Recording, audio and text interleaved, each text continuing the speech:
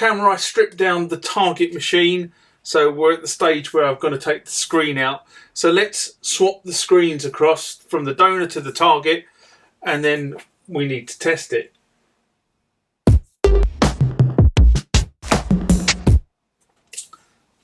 For some reason, don't know why, but the plastic shield that was on this machine was not screwed down with that screw. So there's 4 screws intact here. So what I'm going to do is I'm just going to remove these 4 screws. There you go, 1, 2, 3, 4. And then out will pop the display, like so. Now, off camera, and I did take a bit of video for it, but this is the metal shield that sits on top of this circuitry, and I had to cut this. Now, where my finger is, I had to cut that because otherwise I couldn't get the toroidal isolator that's on the cable through that shield. So obviously this cable had been put through and terminated on the screen after or before that. I can't think what they're called now. Well, effectively, it's just reducing interference from that wire. It's a ferrous ring, but before that was put onto this cable. So that's interesting that this didn't go on at manufacture. It went on as a kind of afterthought. And the other thing I've noticed on this is that this is stamped with 99A06, and the screen that I'm replacing it with is stamped with 90F15. Now I think the first part of that is the year of manufacture, so I think that was an 89 and this is obviously a 90, this one that's going into it. So we're just going to place that in like so, and then we're going to put the screws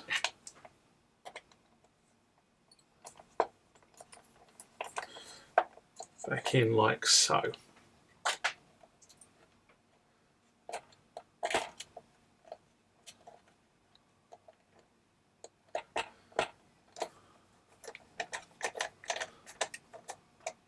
Remember, don't over tighten these because they're just going into plastic holes, and if you over tighten them you will shred the thread, and shredding the thread on plastic secures is an absolute pain to repair.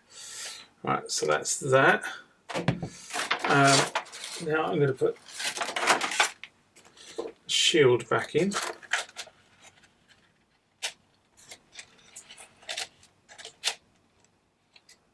Like so. I'm just going to secure that with 1 screw for the time being. I just want to get this to a point where I can test it. I want to test that the screen comes back up. So I need to just do enough work that I can get the screen re-engaged.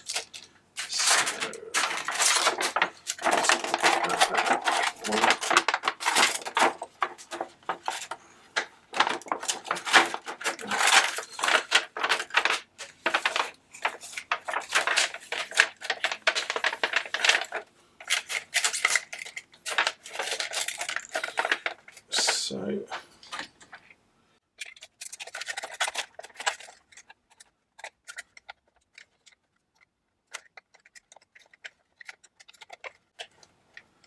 now I'm not going to plug the ribbon controller back in, and what I am going to do is just turn that over as it is with this exposed, having put the battery back in. Just like so. Right, let's just turn this over.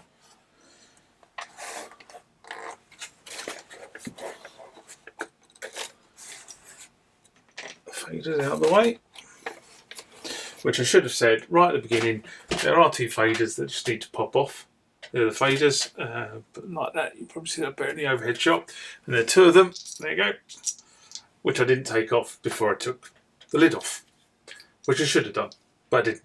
So I'm just going to pop those in here for the time being. Right, so question is,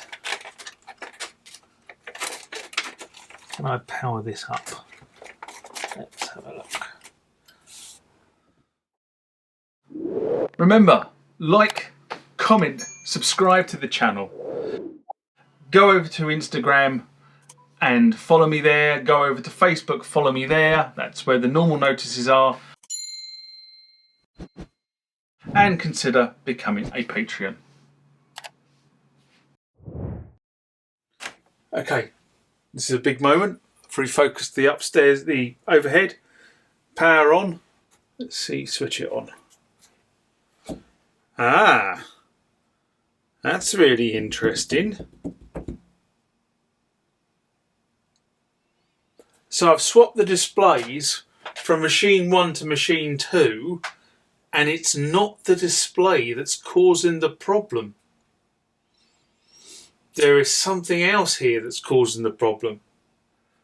Isn't that very interesting? Very, very interesting. Right, let's switch this off. So, turn the power off. I'm going to do a little bit of thinking. So determining that it's not necessarily the display that is the problem here, I've started looking at the two boards. Now this is what I considered my target machine, and this is the donor machine. Now the donor machine board is in worse state. It needs a little bit of cleanup. But what I have noticed is, and I'm not sure this is going to come up on camera, whether you can see this or not, but here is the part number with a revision on it. Okay, and the same here with the revision. And I will try and take photographs and put the photographs of these two areas up. But that is revision 00, and that is revision 01, which indicates that my donor machine is actually a later machine than the target machine. So that's the first thing. Then you notice how things have been put on the board. There's a noticeable difference here, where these two are soldered directly to the board, and these are kind of soldered and stuck flat to the board. On this target board, there is a cable that comes across here, which is providing, not sure what it's providing, but effectively there's a cable that comes from the top of the board to the bottom of the board and plugs in here. That is missing here. But the most noticeable difference between the two boards is the fact that these two chips here, and I'm not sure what those chips do at the moment, but these two chips are socketed on the older board and they're not socketed on the newer board. And this chip here, which is obviously the ROM, as you can see on here, it says R8 version 201, is not socketed on here. Now, having had a quick look at this, looking at the underside, so if I put that up like that, this is the ROM chip here, and that socket looks to me factory fitted. It doesn't look like it's been done as an aftermarket modification. It looks too neat, to be honest. So what I'm now going to try is I'm going to try this board, which does have a couple of revisions on it, but it is different. This board is different. There's a socket there that hasn't got anything going into it. I don't know what that's for. But this is a later revision of the board, and therefore, because it's a later revision of the board, that's TP1. That's TP1. That looks like it's been cut off, actually, to be honest. Don't know what that's all about, but there's there's no wire that came out of that when I took the machine to pieces, so I don't know what that's for. This has had some soldering done here as well, which is the newer board, funny enough. So what I think I'm going to do is I'm going to clean up these two boards, and then I think I'm going to put the newer board into my target machine, because my target machine, the case is nice. It looks like the electronics are what's done, and I don't at this point in time have time to go through and debug what's going on this board that's causing the display to malfunction. The other thing I'm going to do is I'm going to test the other display with this older board and just see if both displays are working, because people are screaming about displays for the R8. And if I've got a spare, I might just see if I can sell it off and recruit some pennies. But that is kind of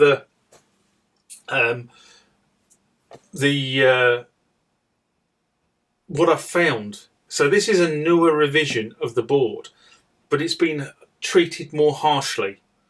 So that's kind of the way what we're going to do. So there's various bits that need to be moved from A to B. The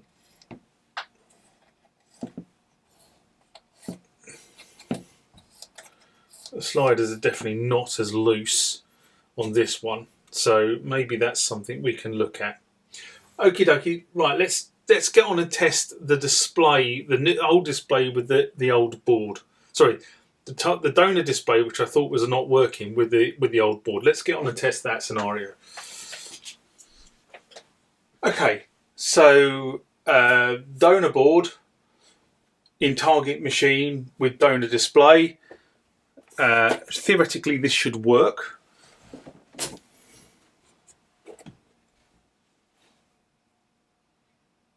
And it does. So hopefully you can see that on the overhead. Okay, so let's try the next scenario. Okay, so the second scenario I'm going to test is, this was the original display in the target machine, which I thought was faulty. And obviously this is the donor board. Power.